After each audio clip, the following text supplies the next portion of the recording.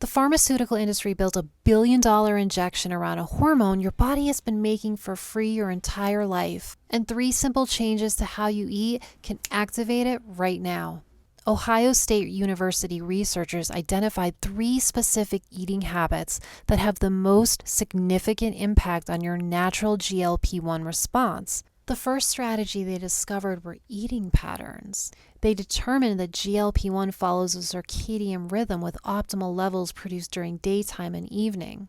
But when you eat outside of your natural circadian rhythm, like at nighttime, you disrupt your hormone signaling, and that can cause you to make poor food choices or to eat even later at night.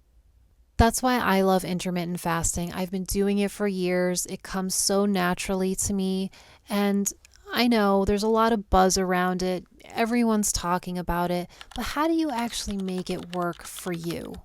I typically don't eat until 12:30 or 1, and then I eat it again around 6:30 or 7. It's not for everybody. I get that. But for me personally, as an ex-sugar addict, as an ex-snacker, I used to eat all day long and I wasn't even hungry. Having this eating window keeps me from snacking mindlessly throughout the day, and it allows me to focus on other things. You don't need to have a 6 or 7 hour eating window. That's something that I've worked up to. Maybe you start with a 12-hour eating window, then you go down to 10, then you go down to 8. Start where you are. The second strategy the researchers talk about is meal sequence. I was really surprised to learn that the order in which you eat a meal can also influence the release of GLP-1 and post-meal insulin and blood sugar response. Researchers found that eating protein and/or fat together with dietary fiber before carbohydrates worked the best at stimulating GLP-1 secretion.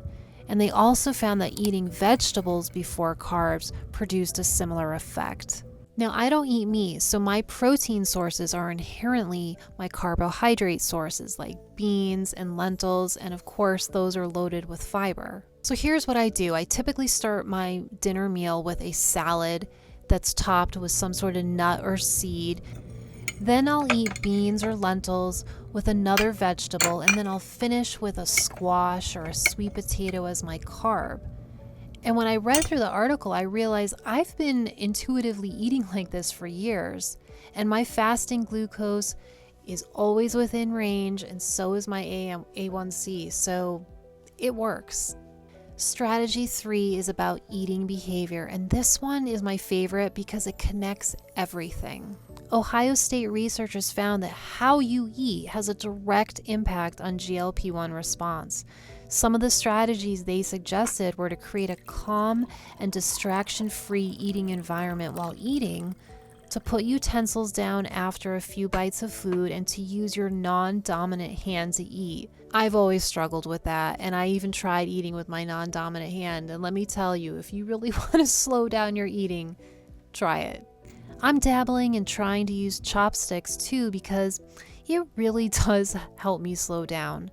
I truly believe that your meal becomes your medicine and your table becomes your nervous system reset. And when you combine the two, you allow an optimal environment for your GLP-1 response to work effectively. The foods that activate GLP-1 most powerfully are overwhelmingly plant-based, high-fiber veggies, berries, legumes, sprouted grains, nuts, and seeds. And the great thing is you don't have to spend countless hours hunting them down. They are the foundation of a plant-based kitchen, and you can find them most anywhere. There's nothing more I'm obsessed with than health and wellness and creating plant-based meals that inspire you to take control of your own health. So if you want more information like this, let me know down below. I am happy, more than happy, to create more recipes that help you on your journey.